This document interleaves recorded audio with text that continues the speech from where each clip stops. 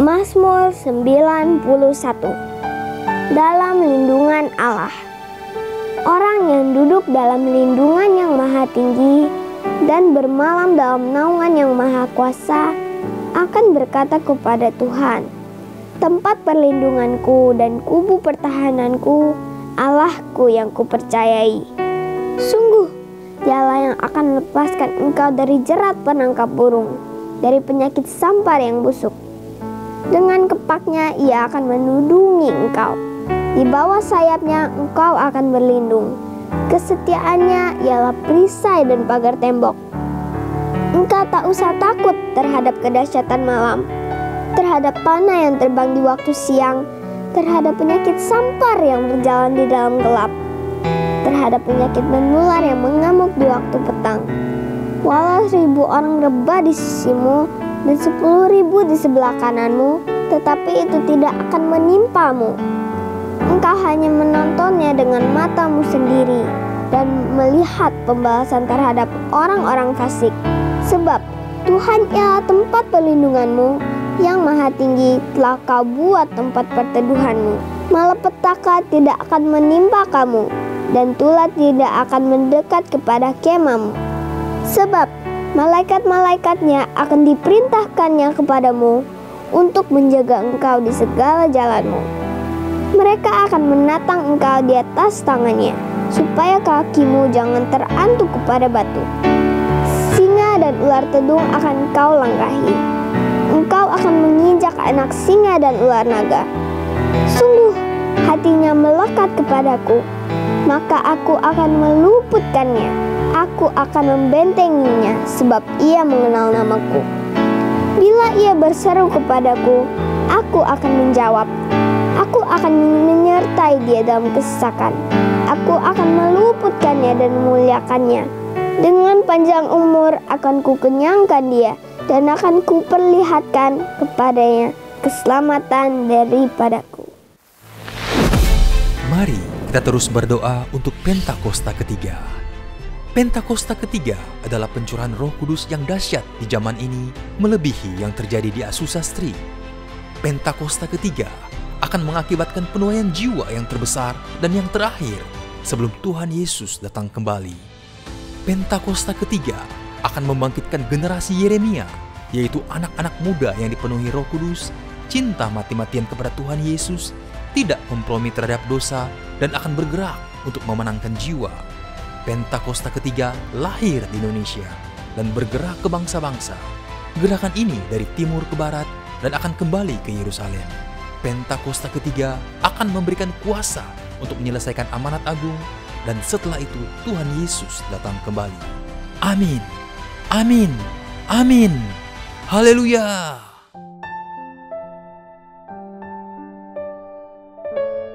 Shalom saudara, dalam edisi Voice of Pentecost kali ini, kita akan membahas mengenai kekuatan bukan ketakutan. Dalam penelitian Northwestern Medicine mengidentifikasi bahwa amigdala merupakan bagian otak yang sangat berperan dalam proses ketakutan. Saat seseorang dihadapkan rasa takut, amigdala akan membangunkan sistem saraf di otak kita untuk memberi respon fight or flight. Respon inilah yang membuat kita waspada terhadap ancaman, di mana kita akan bersiap melawan bahaya yang membuat ketakutan atau melarikan diri dari ancaman tersebut. Dengan kata lain, paparan ketakutan sangat penting untuk mengembangkan daya tahan kita yang memungkinkan kita mampu mengatasi situasi yang tidak terduga. Pandemi COVID-19 adalah situasi yang penuh dengan ketidakpastian, sehingga tidak heran jika kita akan menemukan kesulitan melewati masa-masa ini. Tapi ingat, segala sesuatu yang terjadi di dunia ini pasti atas seizin Tuhan. Tuhan mempunyai rencana bagi setiap orang yang berserah kepadanya, dan Ia tidak akan membiarkan umatnya binasa. Ia menguji setiap umatnya dengan peristiwa untuk membangun dan membentuk kerohanian setiap kita. Sebagai orang percaya, seharusnya kita mampu mengendalikan rasa takut, bukan malah dikuasai oleh ketakutan. Pertanyaannya sekarang, bagaimana setiap orang percaya dapat menang dari ketakutan dan menjadikannya kekuatan? Yang pertama, alihkan pandangan dari masalah kepada Tuhan.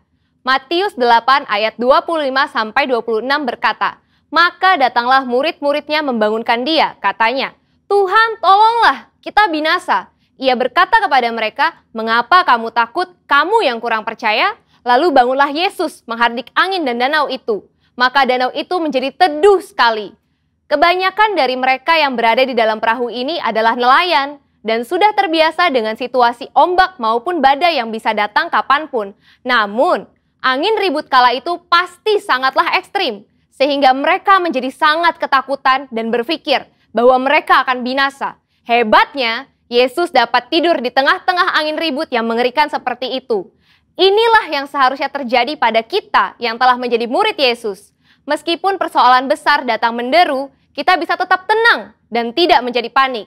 Perlu diingat bahwa bukan apa yang masalah bisa perbuat terhadap kita, tapi apa yang Tuhan bisa lakukan atas kita. Tuhan Yesus juga mengalami rasa takut ketika ia berdoa di Taman Getsemani. Namun di dalam ketakutannya, ia tetap memandang kepada Bapa. Demikian juga seharusnya kita. Jika kita melihat ada seseorang yang sepertinya tidak takut apa-apa, mungkin orang itu bukannya tidak takut, tetapi dia sudah berhasil mengalahkan rasa takutnya. Yang kedua, tetap dalam hadirat Tuhan. Dalam Markus 6 ayat 49 sampai dengan 50 menceritakan, suatu malam para murid diguncang rasa takut setelah Yesus mengadakan mukjizat dengan memberi makan kepada lebih dari 5.000 orang. Tuhan meminta para murid berangkat terlebih dahulu ke Betsaida supaya dia dapat berdoa sendirian. Sepanjang malam itu, ketika para murid sedang bersusah payah mendayung melawan angin sakal, tiba-tiba mereka melihat Yesus berjalan di atas air. Para murid menjadi sangat ketakutan dan bahkan mengira Yesus adalah hantu. Saat Yesus mendekat kepada perahu dan murid-muridnya mendengar suaranya, "Tenanglah, aku ini, jangan takut." Maka badai reda dan ketakutan pun diusir. Setelah Yesus naik ke perahu, angin kencang tiba-tiba berhenti dan mereka dapat melanjutkan perjalanan hingga tiba di pantai dengan selamat. Ketika Tuhan hadir dalam hidup setiap orang percaya, maka semua badai hidup yang membuat ketakutan akan diubah menjadi damai sejahtera dan kekuatan. Rasul Paulus menasehati dalam 2 Timotius 1 ayat 7, sebab Allah memberikan kepada kita bukan roh ketakutan, melainkan roh yang membangkitkan kekuatan, kasih, dan ketertiban. Dari ayat ini, kita belajar bahwa Roh Kudus memberikan kita damai sejahtera dan mengusir roh ketakutan di dalam setiap orang percaya yang tetap tinggal di dalam hadirat Tuhan. Yang ketiga, melangkah maju bersama Tuhan. Pemazmur menulis, Tuhan menetapkan langkah-langkah orang yang hidupnya berkenan kepadanya. Mazmur tersebut selanjutnya memberikan gambaran indah tentang pemeliharaan Allah yang setia atas siapapun yang mau berjalan bersamanya. Taurat Allahnya ada di dalam hatinya, langkah-langkahnya tidak goyah. Melangkah maju bersama Tuhan menunjukkan bahwa tanpa Tuhan seseorang tidak dapat berbuat apa-apa. Melangkah maju bersama Tuhan mempunyai implikasi bahwa Tuhan terlibat dalam semua aspek kehidupan. Ia yang memegang kendali penuh atas kehidupan kita. Bila kita selalu melibatkan Tuhan dalam keseharian kita, maka kita akan semakin kuat dan apa saja yang kita kerjakan pasti berhasil. Kesadaran akan penyertaan Tuhan akan memberikan rasa aman dan damai sejahtera yang akan menghilangkan segala ketakutan. Sebagai manusia, wajar bila kita mengalami ketakutan, tapi jangan sampai kita dikuasai oleh ketakutan tersebut. Sebab kita bisa mengubah ketakutan menjadi kekuatan, yaitu dengan cara fokus kepada Tuhan, bukan kepada masalah. Sehingga kita bisa tetap tinggal di dalam hadirat Tuhan dan mampu melangkah maju, karena Tuhan ada beserta kita. Saudara, untuk penjelasan lebih lengkapnya dari tim teologi kami, jangan lupa buka link yang ada di atas atau scan QR Code yang tersedia. Salam integritas, Tuhan Yesus memberkati.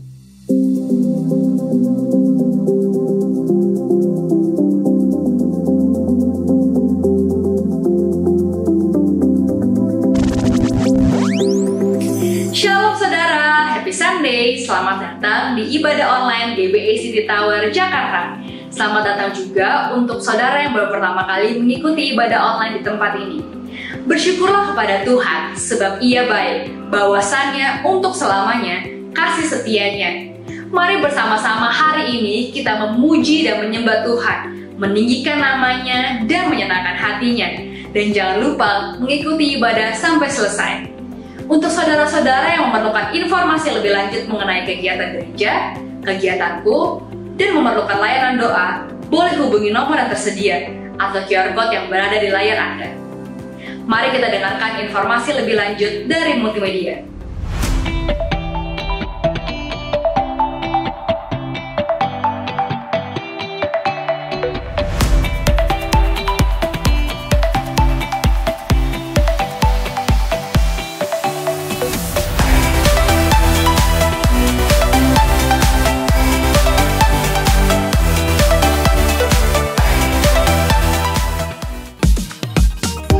Maukah Anda lebih mengenal lagi tentang kuasa dari manifestasi dan pekerjaan Roh Kudus serta mengalaminya?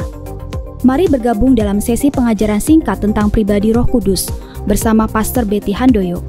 Setiap hari Senin jam 3 sore waktu Singapura atau jam 2 siang waktu Jakarta melalui Premier YouTube channel Bethany Church Singapore. Jika Anda memiliki pertanyaan dan permohonan doa, Anda dapat menuliskannya ke nomor WhatsApp 6588730488.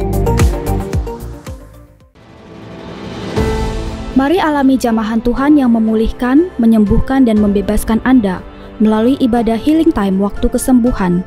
Dia hadir di setiap musim hidupku bersama Evangelis Indri Pardede Arya, di mana Tuhan sudah membebaskannya dari maut COVID-19 dan juga bersama Pastor Betty Handoyo. Kamis 17 Juni 2021, jam 3 sore waktu Singapura atau jam 2 siang waktu Jakarta. Acara ini akan disiarkan melalui Bethany Church Singapore live streaming YouTube channel. Bagi Anda yang mengalami sakit dan ingin didoakan secara langsung melalui Zoom, Anda dapat menghubungi nomor WhatsApp berikut ini, 6588730488. Mari berdoa. Bapa, kami mengucap syukur untuk Engkau. Kami mengucap syukur untuk kebaikan-Mu, penyertaan-Mu, dan kasih-Mu yang gak pernah habis-habisnya dalam kehidupan kami. Kami mengucap syukur buat ibadah online hari ini. Biar Engkau yang berada di tengah-tengah kami, memimpin kami dari awal sampai akhir. Biar Engkau yang dimuliakan, biar Engkau yang disenangkan. Terima kasih ya Bapa, segala pujian, segala hormat hanya kepadamu. Dalam nama Yesus kami sudah berdoa dan mengucap syukur. Haleluya. Amin. Selamat beribadah. God bless you.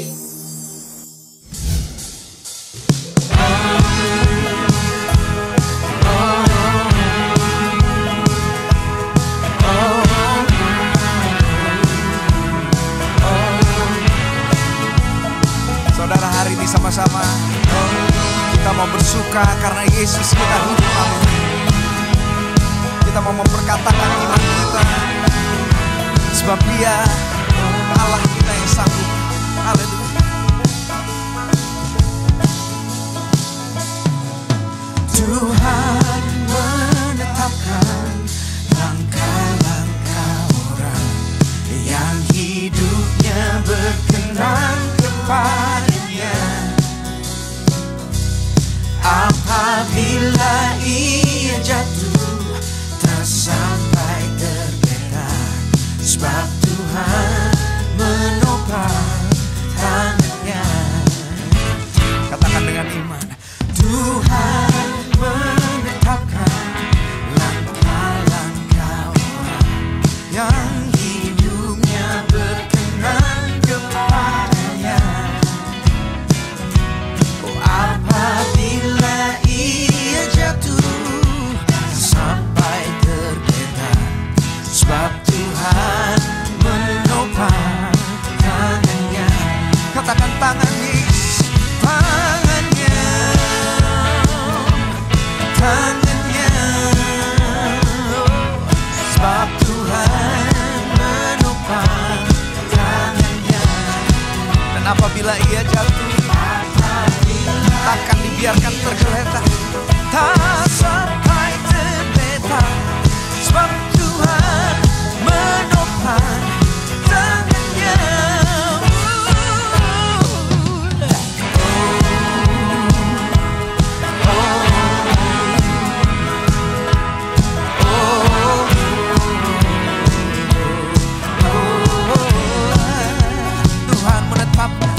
Tuhan menetapkan langkah-langkah orang yang hidupnya berkenan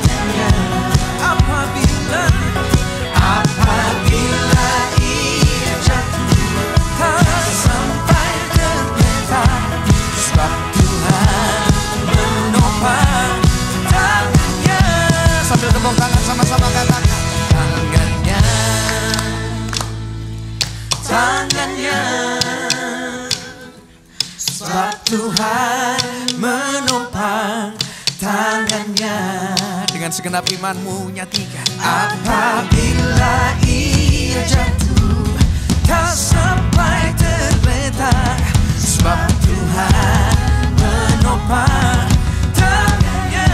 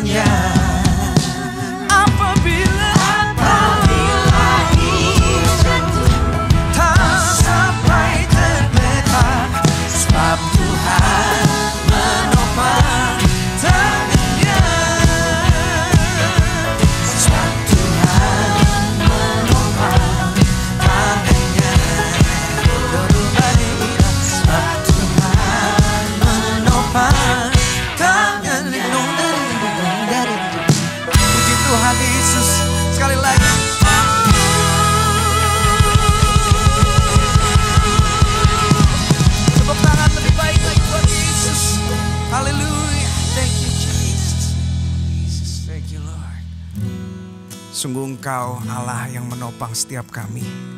Kami mengucap syukur kalau kami punya Yesus yang hidup. Bapa, hari ini kami mau memperkatakan iman kami mau mendeklarasikan iman kami. Seperti iman Abraham dikatakan dalam Roma 4 ayat 18-21. Sebab sekalipun tidak ada dasar untuk berharap, namun Abraham berharap juga dan tetap percaya. Imannya tidak menjadi lemah, walaupun ia mengetahui bahwa tubuhnya sudah sangat lemah. Tetapi terhadap janji Allah ia tidak bimbang karena ketidakpercayaannya. Malah ia diperkuat dalam imannya dan ia memuliakan Allah. Bahkan dikatakan bahwa Allah memperhitungkannya sebagai kebenaran. Boleh sama-sama kita nyanyikan, Kau Yesus Tuhan. Kau Yesus Tuhan, tak pernah ingkar janjimu, Kau pasti genapi semua firman-Mu. Amin. Kau Yesus Tuhan, tak pernah ingkar janji-Mu. Kau pasti genapi, Kau pasti genapi, karena semua firman-Mu ya dan amin. Semua firman-Mu amin. Hati kami tetap teguh, hatiku tetap teguh dan berharap padamu, dan berharap padamu. Sekalipun tak ada dasar untukku berharap,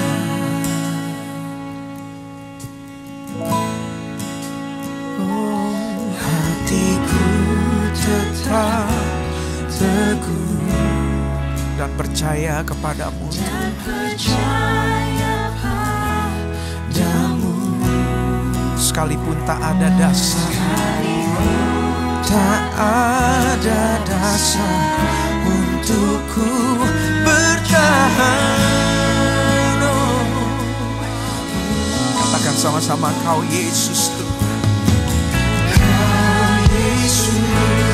Tuhan tak pernah ingkar janji-Mu,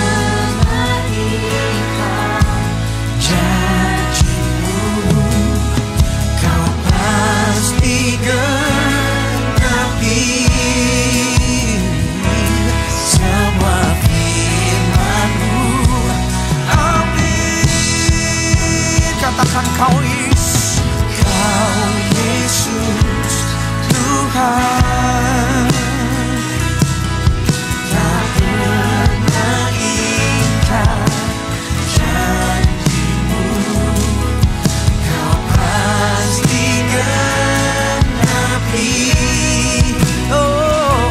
semua firman-Mu.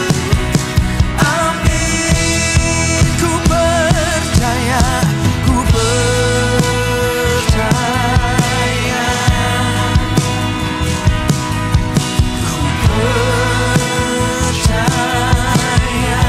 Sama-sama deklarasikan, kita percaya. Percaya semua firman-Mu. Amin. Kau Yesus Tuhan, tak pernah ingkar janji-Mu,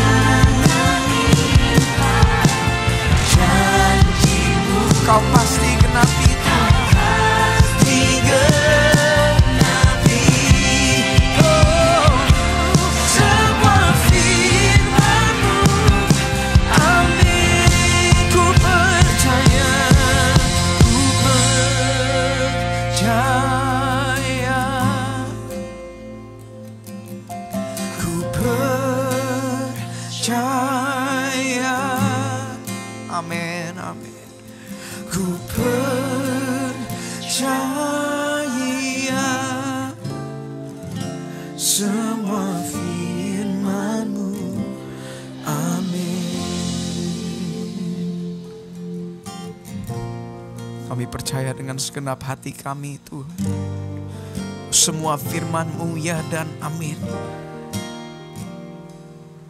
Kami tenang di dalam Engkau Tuhan. It is well with my soul, with my soul. It is well, it is well with my soul.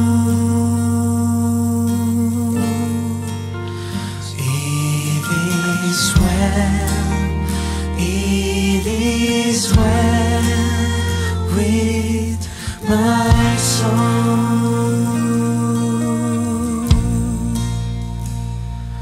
When peace like a river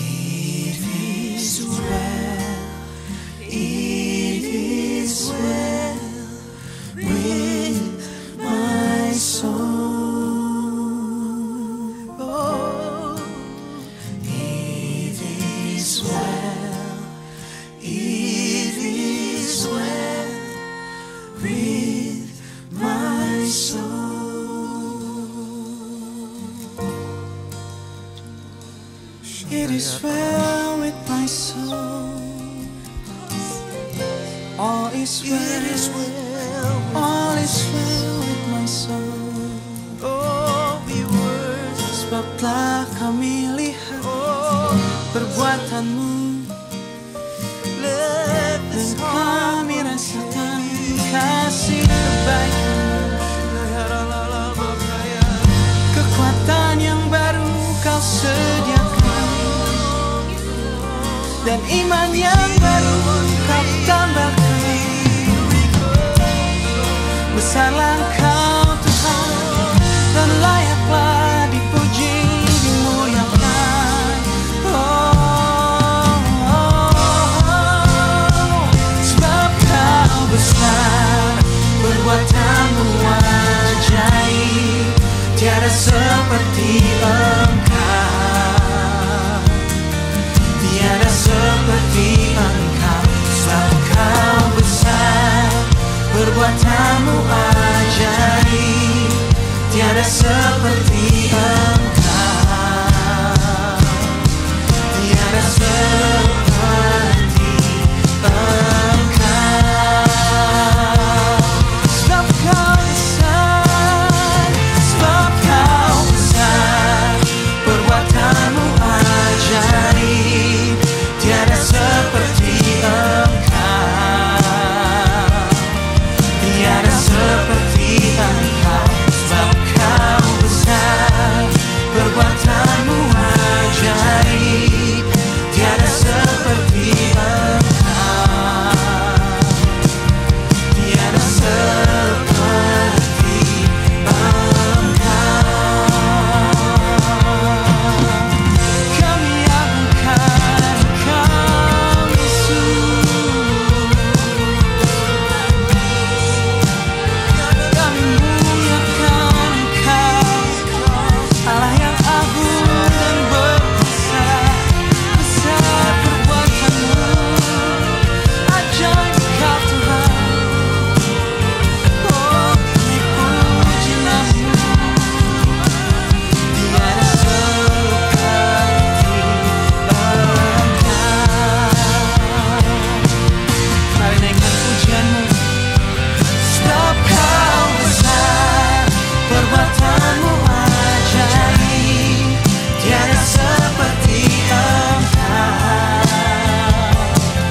tiada seperti Engkau. Sebab Kau besar, perbuatanmu ajaib, tiada seperti Engkau, tiada seperti-Mu, tiada seperti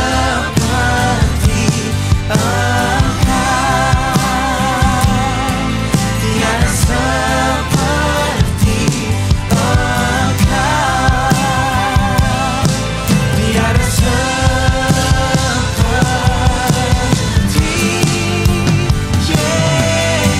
Yesus. Mari muliakan Dia, mari muliakan Dia, tiada seperti Engkau.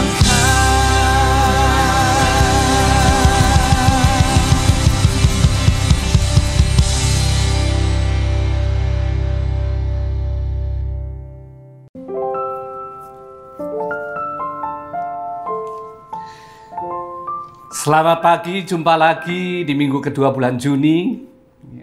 Saya percaya kita semua dalam damai sejahtera dan kasih sukacita di dalam Kristus Yesus Tuhan. Pagi hari ini firman Tuhan berbicara mengenai kasih dan pengampunan. Setelah kita melewati bulan April dan Mei adalah bulan yang sibuk sekali untuk orang percaya. Karena begitu banyak ibadah, peringatan untuk apa yang Yesus sudah lakukan untuk saudara dan saya. Dimulai dari Jumat Agung, Good Friday, yang memperingati kematian Kristus di kayu salib di Golgota, yang merupakan puncak dari misi Yesus datang ke dunia untuk menebus dosa umat manusia yang menerima dan percaya kepadanya. Dilanjutkan dengan Minggu Paskah, Minggu Kebangkitan Kristus dari kubur. Yesus mengalahkan maut. Dan 40 hari setelah kebangkitan Kristus, kita merayakan kenaikan Tuhan Yesus ke surga. Tuhan kembali ke surga, Yesus kembali ke surga karena dia datang dari surga, kembali ke rumah Bapaknya, di mana dia mempersiapkan tempat untuk saudara dan saya.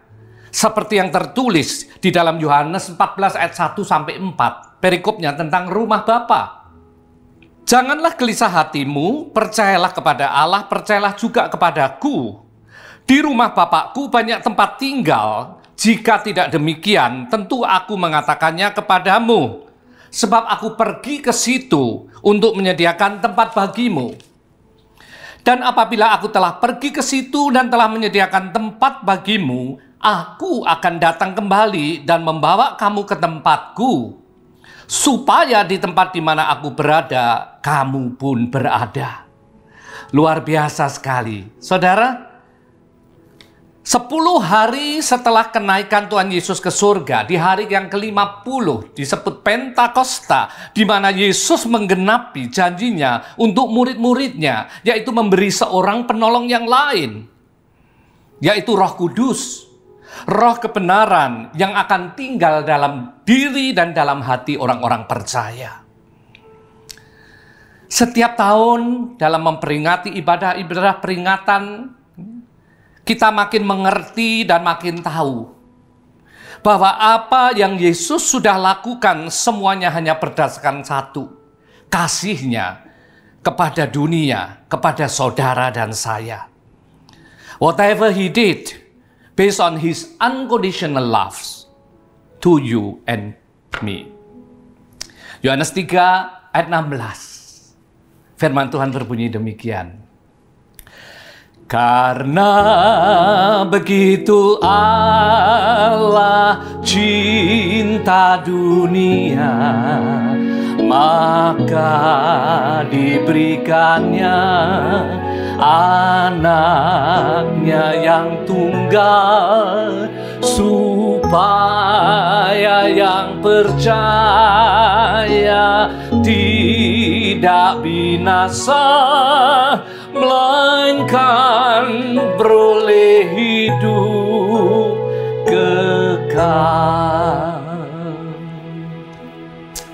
Yohanes 3:16, karena begitu besar kasih Allah akan dunia ini, sehingga Ia telah mengaruniakan anaknya yang tunggal, supaya setiap orang yang percaya kepadanya tidak binasa, melainkan beroleh hidup kekal.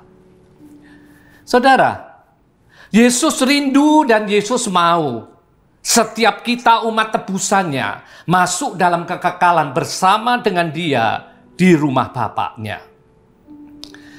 Karena itu dalam setiap pelayanannya selama kurang lebih 3,5 tahun, dengan intensif Yesus mengajar kepada setiap murid-muridnya tentang begitu banyak hal dalam kehidupan manusia, supaya kita bisa bersama-sama kembali ke rumah Bapaknya nanti. Semua ajaran, perumpamaan, teladan, nasihat yang sudah Yesus sampaikan pada murid-muridnya tentu saja untuk dilakukan dan diteladani, bukan hanya sekedar sebagai pengetahuan, tetapi dipraktekkan dalam hidup sehari-hari. Di dalam Yakobus pertama ayat 22-25 tertulis demikian. Tetapi hendaklah kamu menjadi pelaku firman dan bukan hanya pendengar saja. Sebab jika tidak demikian, kamu menipu diri sendiri. Tetapi barang siapa meneliti hukum yang sempurna, yaitu hukum yang memerdekakan orang, dan ia bertekun di dalamnya, jadi bukan hanya mendengar untuk melupakannya, tetapi sungguh-sungguh melakukannya, ia akan berbahagia oleh perbuatannya. Kekasih Tuhan, inti dari semua ajaran dan keteladanan Yesus yang harus kita teladani dan ikuti serta praktekkan adalah kasih dan pengampunan. Love and forgiveness. Sebab apa yang Yesus sudah berikan, Yesus sudah lakukan untuk saudara dan saya, bahkan sampai menyerahkan nyawanya di atas kayu salib. Dasarnya adalah kasih. Kasih yang tidak bersyarat, kasih yang sempurna. Dan orang yang sungguh-sungguh menghidupi kasih Kristus sudah pasti juga sungguh-sungguh akan hidup dalam pengampunan. Sebab kasih dan pengampunan ini seperti dua sisi mata uang yang tidak bisa dipisahkan.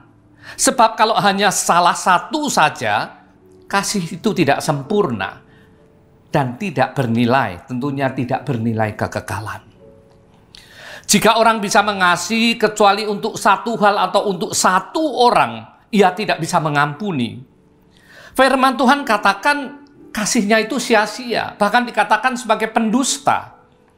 Di dalam 1 Yohanes 4 ayat 20, jelas sekali tertulis, jikalau seorang berkata, aku mengasihi Allah, dan ia membenci saudaranya, maka ia adalah pendusta.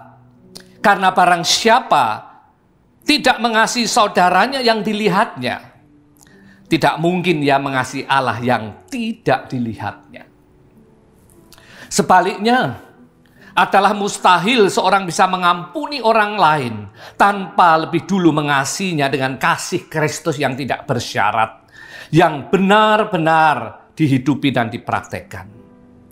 Jika seorang berkata bahwa dia sudah ampuni orang yang bersalah pada dirinya tanpa kasih Kristus ada dalam dirinya, pengampunan tersebut sudah pasti akan terbatas dan bersyarat, temporer.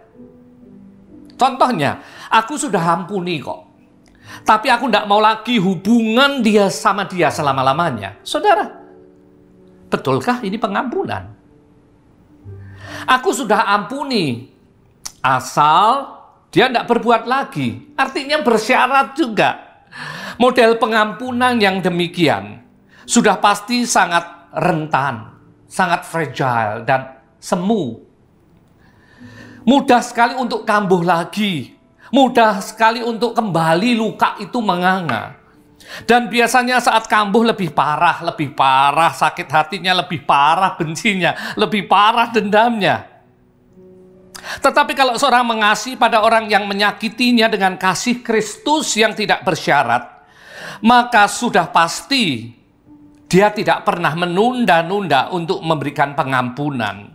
Sebab sadar bahwa dirinya sendiri adalah seorang berdosa yang menerima pengampunan dan diperdamaikan dengan Allah Bapa melalui Yesus Kristus. Pengampunan itu artinya tidak lagi mengingat kesalahan orang lain. Sama halnya dengan Allah Bapa yang tidak lagi mengingat dan memperhitungkan pelanggaran dan dosa kita. Di dalam 2 Korintus 5 ayat 11-21, pelayanan pendamaian. Di ayat yang ke-19 tertulis dengan jelas, sebab Allah mendamaikan dunia dengan dirinya oleh Kristus dengan tidak memperhitungkan pelanggaran mereka. 2 poin di sini, saudara. Allah mendamaikan dirinya, Allah mendamaikan dunia dengan dirinya. Ini berbicara forgiveness, pengampunan. Tidak memperhitungkan pelanggaran mereka, artinya forget. Karena itu ada istilah forgive and forget. Mengampuni dan lupakan. Mazmur 103 ayat 12. Sejauh timur dari barat, demikian dijauhkannya daripada kita pelanggaran kita. Saudara, Pelanggaran kita sejauh timur dari barat yang tidak pernah ketemu. Artinya, forget. Selama-lamanya tidak diingat. Pengampunan kalau model begini ini, pengampunan kita itu pasti firm. Pengampunan kita itu final. Tidak bisa dikomporin, tidak bisa dikorek-korek, ya. Tidak bisa dipanas-panasin sebab kita sudah mengampuni dan melupakan semua kesalahan. Teladan dan ajaran Yesus melalui kehidupannya, kasih dan pengampunan adalah jalan untuk kita. Setiap umat tebusan bisa bersama-sama masuk dalam rumah Bapa. Keselamatan tentu saja satu-satu jalan melalui Yesus. Tapi kembali ke rumah Bapa artinya kalau kita tidak ada dosa yang tersembunyi atau dosa yang belum diselesaikan. Kasih dan pengampunan yang nyata dihidupi, dipraktekkan dalam hidup kita sehari-hari,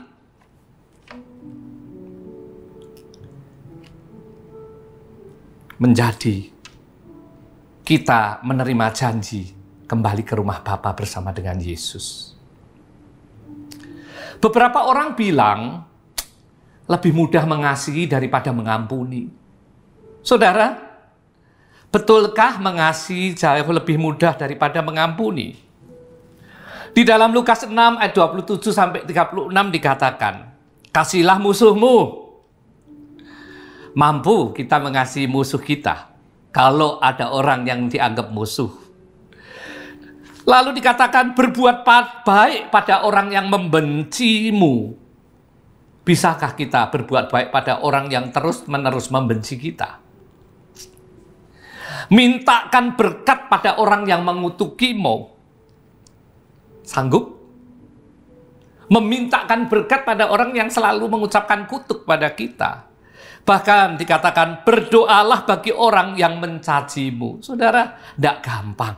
Ya. Ternyata untuk mengasihi seturut dengan apa yang Yesus ajarkan di dalam Lukas 6. Untuk mengasihi musuh, berbuat baik pada orang yang membenci kita, mintakan berkat pada orang yang mengutuki kita, bahkan berdoa bagi orang yang mencaci kita, tidak lebih mudah daripada mengampuni. Ya. Firman Tuhan berkata, kalau orang mengasihi orang yang mengasihi kamu, apa upahmu? Apa jasamu? Di dalam Matius 5 ayat 44 sampai 48. Aku berkata kepadamu, kasihilah musuhmu, berdoalah bagi mereka yang menganiaya kamu, karena dengan demikian kamu menjadi anak-anak Bapakmu yang di surga, yang menerbitkan matahari bagi orang jahat dan orang baik, yang menurunkan hujan bagi orang benar dan orang tidak benar. Apabila kamu mengasihi orang yang mengasihi kamu, apakah upahmu? Bukankah pemungut cukai juga berbuat demikian? Dan apabila kamu hanya memberi salam kepada saudara-saudaramu saja, apakah lebihnya daripada perbuatan orang lain? Bukankah orang yang tidak mengenal Allah pun berbuat demikian? Ayat yang ke-48. Karena itu, haruslah kamu sempurna sama seperti Bapakmu yang di surga adalah sempurna. Dari ayat-ayat ini, kita diminta untuk mengasihi sesama siapapun orangnya. Supaya kasih kita sempurna sama seperti kasih Bapa. Mengasihi sesama siapapun orangnya. Tentunya adalah hal yang mustahil kalau kita mengasihi dengan kasih kita sendiri yang terbatas.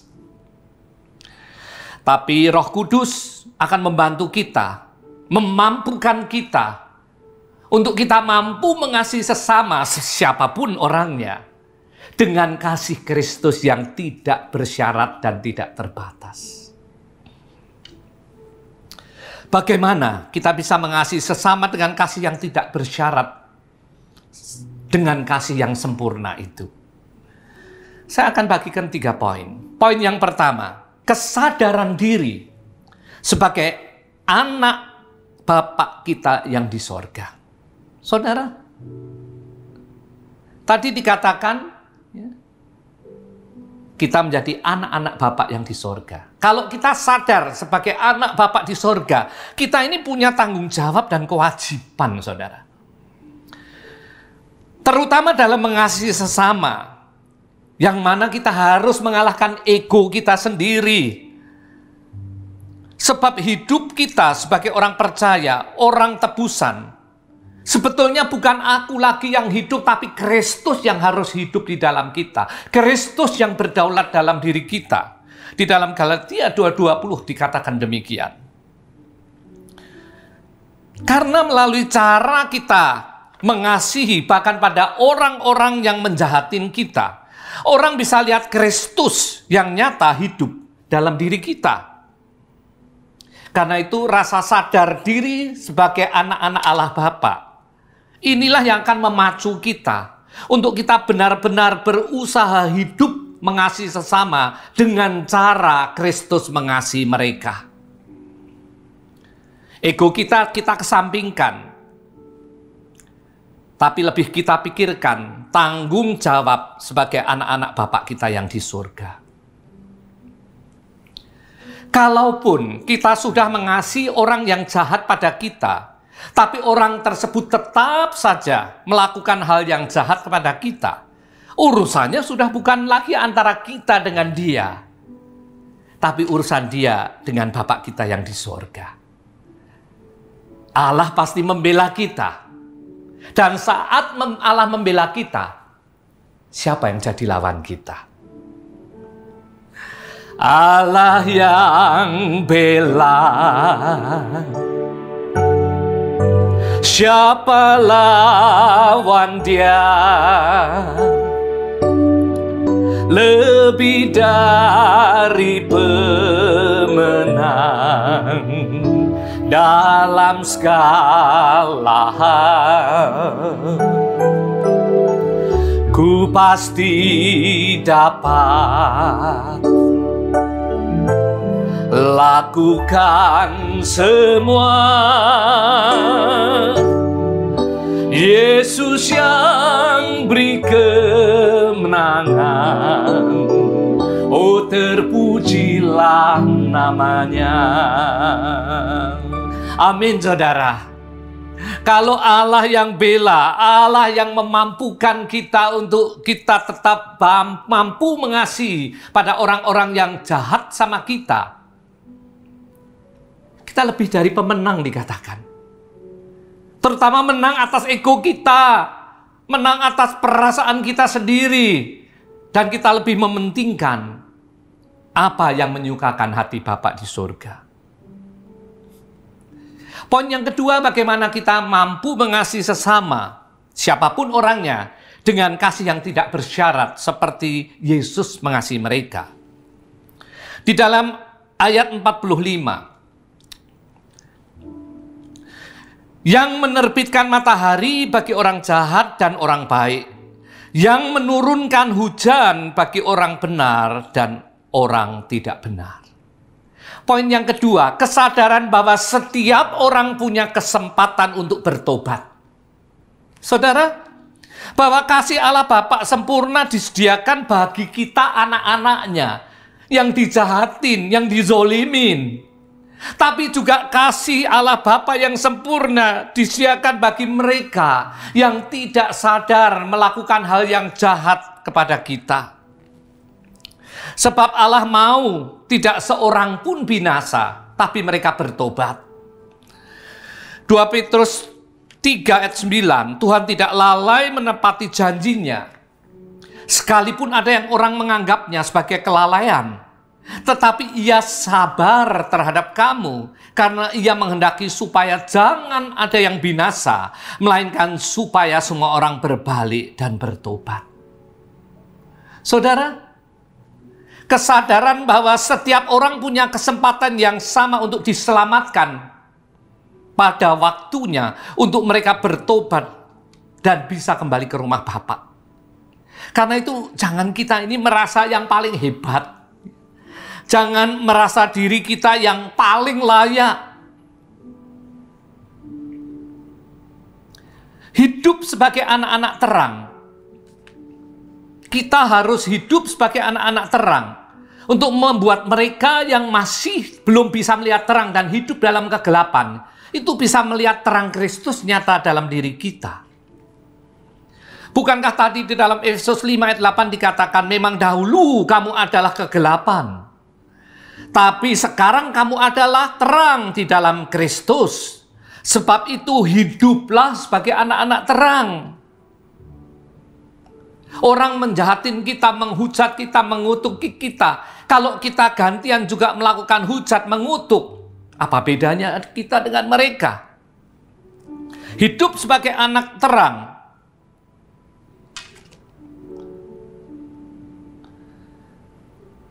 Justru karena kita hidup sebagai anak-anak terang, respons kita kepada mereka dengan kasih yang tidak bersyarat saat kita dijahati.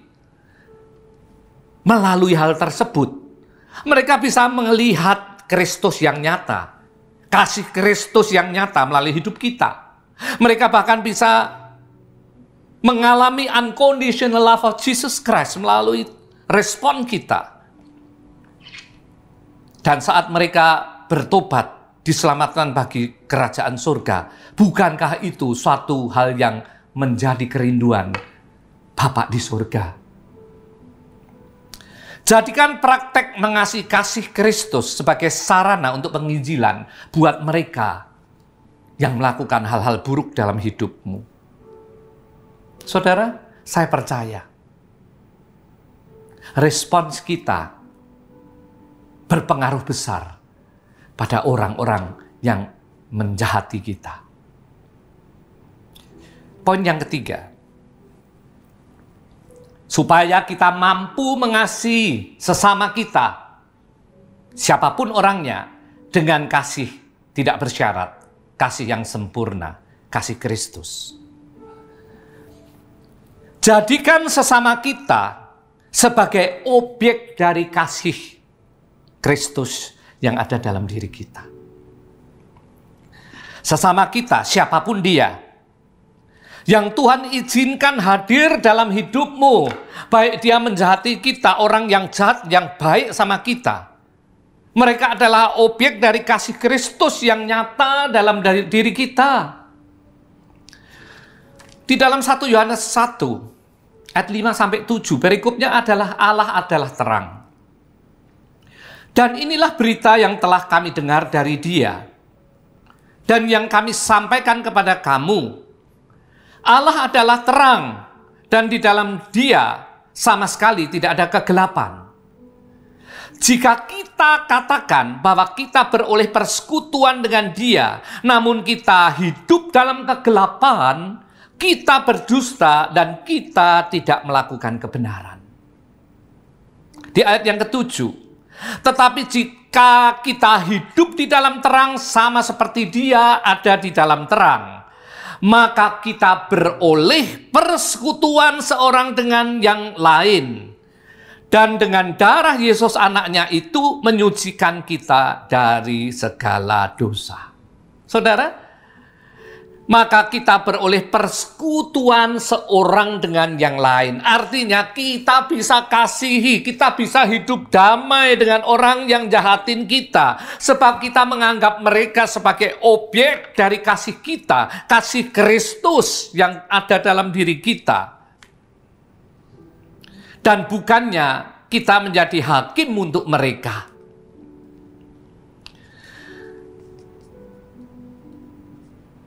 Belajar dari Yesus. Di dalam Lukas 23 ayat 34, bagaimana Yesus berdoa untuk orang-orang yang menyalibkan Dia. Yesus berkata, "Ya Bapa, ampunilah mereka, sebab mereka tidak tahu apa yang mereka perbuat." Saudara, saat kita melihat sesama sebagai objek kasih Kristus, maka pengampunan, forgiveness bukan lagi menjadi hal yang sulit, tidak lagi menjadi struggle. Sebab kita tahu persis bahwa pembalasan itu haknya Allah. Di dalam Roma 12 ayat 19 tertulis, pembalasan adalah hakku, akulah yang akan membalasnya, firman Tuhan.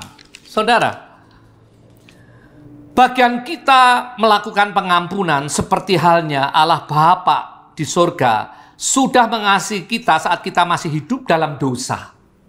Seperti yang selalu kita ucapkan dalam doa Bapa kami. Dan ampunilah kami akan kesalahan kami seperti kami juga mengampuni orang yang bersalah kepada kami. Matius 6 ayat 9-13. Ingat, saat kita melakukan pengampunan, bukan hanya membebaskan kita dari dosa kebencian dan dosa tidak bisa mengampuni, tetapi kita juga bisa dipakai Tuhan menjadi agen pertobatan dari orang yang kita ampuni, yang selama ini melakukan hal jahat pada diri kita. Mari saudara, pagi hari ini 3 poin untuk kita bisa hidupi, kasihi sesama dengan kasih Kristus yang tidak bersyarat. Yang pertama, kesadaran diri bahwa kita anak-anak Allah Bapa di surga. Ada tanggung jawab sebagai anak-anak Bapa yang di surga. Yang kedua, sadari bahwa setiap orang diberi kesempatan yang sama untuk bertobat. Karena itu bukan kita menghakimi mereka. Jangan kita berikan stigma buruk selama-lamanya. Jangan memvonis orang lain. Karena Tuhan aja memberikan kesempatan untuk mereka. Dan yang ketiga, jadikan sesama sebagai objek dari kasih Kristus yang nyata ada dalam diri kita. Sama halnya dengan diri kita yang menjadi objek dari kasih Allah Bapa yang tidak bersyarat. Mulai dengan diri kita. Dengan mengasihi seorang yang paling nyebelin saat ini. Saudara, nggak gampang. Belajar, praktek.